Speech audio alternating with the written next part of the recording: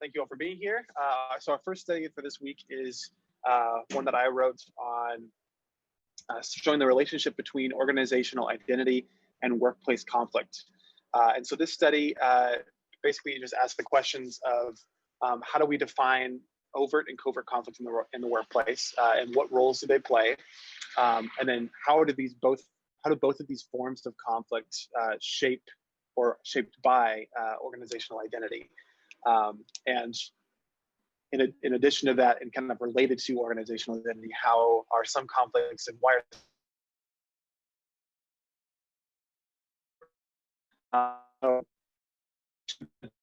are overt conflict as in relation to organizational identity is any conflict that can essentially that people are not afraid to express, whereas covert conflict is a form of suppressed conflict that people typically do not express. And it is related to organizational identity as we'll see here. And so the methods for the study is they conducted 31 qualitative interviews among 22 people at this Nordic aid agency. The interviews were cross-departmental, and the idea was to obtain multiple perspectives of the same type of conflict in the organization. And the data were analyzed through a combined performative, thematic, narrative analysis, and kind of helps connect all of the different interview stories together to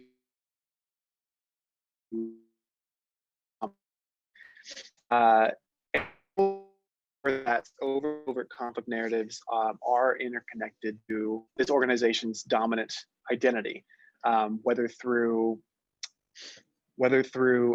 aligning with the identity or opposing it. And so a quick note is dominant or development aids, dominant identity is one valued in collaboration and harmony. And so because I believe they functioned somewhat as similar to a nonprofit would, in the sense of they're very, very other oriented, very much focused on helping other people through their services. And so what they found here is because they had this value of harmony and collaboration, people form their conflicts, or people experience conflicts differently.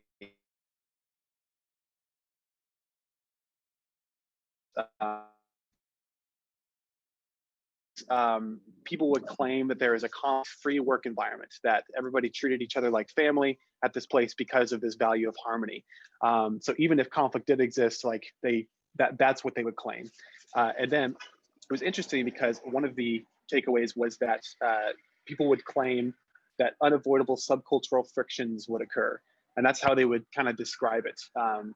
And what these frictions really were conflicts between people, but they wouldn't describe it as conflicts.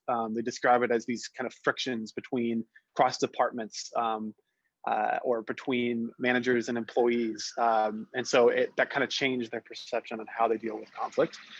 On the covert side of things, there were conflicts that were suppressed and not as much allowed to, obviously, to be expressed.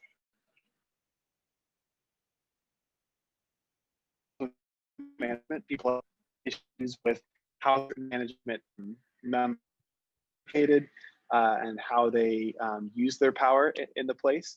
And additionally, between departments and between different roles, there was some unnoticed status conflict as well, where administration workers felt undervalued from the rest of the employees, but they would never express it outwardly towards the group because it wasn't accepted, and it would disrupt this family-like conflict-free environment. So the key takeaways from this are that an organization that structures which conflicts can be expressed and which conflicts cannot be expressed, even if it's unintentional, ultimately influences employees to voice specific conflicts overtly or covertly based on their alignment with the organizational identity. And so when we're crafting conflict resolution systems, it's helpful to understand how maybe this organizational identity impacts how employees deal.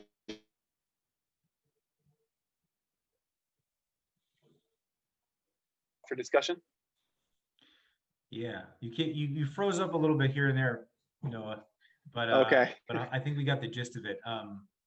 I have just so when they're talking about dominant identity, when they're talking about were they measuring people's the participants, were they measuring their like a self-report uh, narrative of how connected they felt to the identity of the organization, like how much of the group's identity they connected with?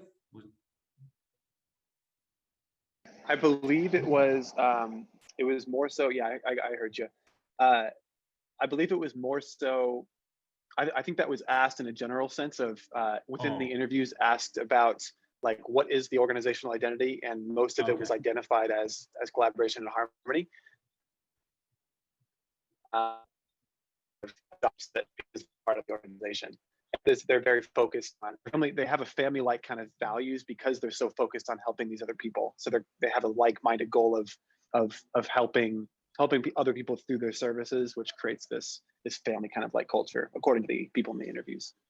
So was it saying that like the majority of the people, when they identified some overt conflicts, or when they were talking about like sort of over conflicts, it was really about the subcultural frictions. And then when they identified the same people, when they identified covert, they were talking about struggles with management and like status conflict. Was it that, or was it So was it it like was certain people talked about overt and certain people talked about covert?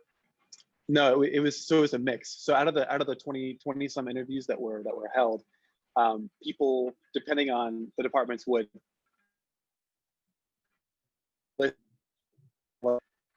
things over and comfort. Find common themes between the interviews that would make the overt conflict narrative stand out and the covert conflict narrative stand out.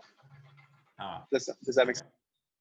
I think so. Yeah, you broke up a little bit. I can't wait for you to be back in Yeah, LA so where you have Wi-Fi I know. I'm again. sorry. um, okay. Okay. So like what? Let me see here. So there's a sense that the organization itself, because of the way that it identifies, or at least the way that its employees identify it and the nature of it, has a structure in which certain types of conflicts can be expressed and certain types really ought not to be. Is that? Yeah, yeah. Even if it's unintentionally so, like they're Right, not. right. Okay. Yeah, Well, that's interesting. So yeah, so I mean, at the end of the day, looking at how an organizational identity impacts the way that employees can express conflict is important, and maybe there's a best practice in there somewhere about, you know, creating some sort of forum, a safe forum for people to express what's going on, and not just you know, leaving it up to chance based on sort of the culture or the identity in which something is positioned. Do you think that kind of aligns? I mean, the way that I think about this too is like they really to come to a conclusion that says certain types of organizations with these types of identities uh, allow for these types of overt versus these types of covert. They really need to do this, like replicate the study a bunch of times in different organizations and just kind of see, is there a theme among these certain types of identities and how people express overt and covert conflicts there.